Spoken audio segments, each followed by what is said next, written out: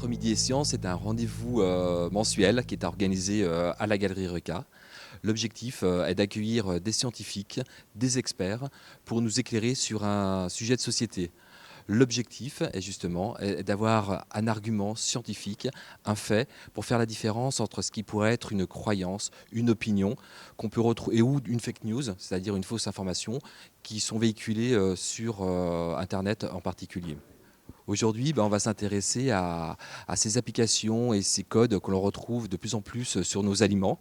Donc, ils sont en train de bouleverser un petit peu notre façon de consommer.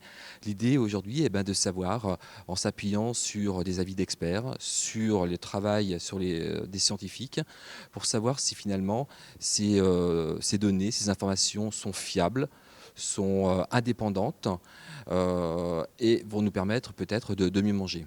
Pour mieux manger, je considère que l'aspect nutritionnel est important, mais que ce n'est pas le seul, que le bien-être alimentaire recoupe beaucoup d'autres aspects de la consommation alimentaire.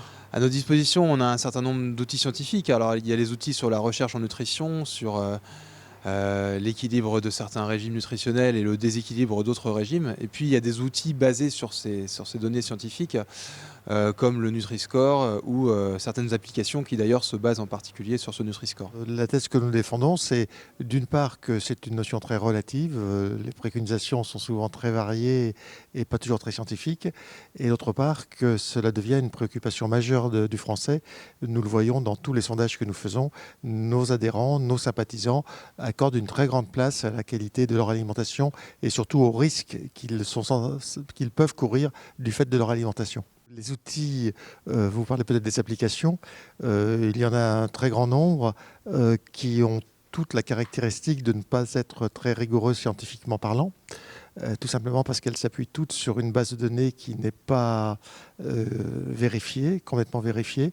Et ensuite, après, chacune insiste sur un point, le Nutri-Score, l'agriculture bio, les additifs.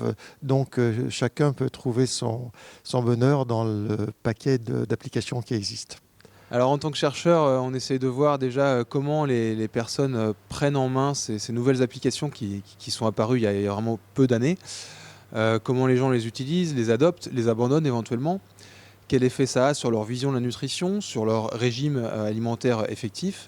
Et puis voilà, est-ce que ça leur apporte de nouvelles connaissances qu'ils arrivent à réutiliser ou est-ce qu'au contraire, pour certains, ça les amène dans une vision trop focalisée sur les restrictions alimentaires et ça les rend moins intuitifs et moins heureux avec leur alimentation. Le mois prochain, nous allons parler du microbiote.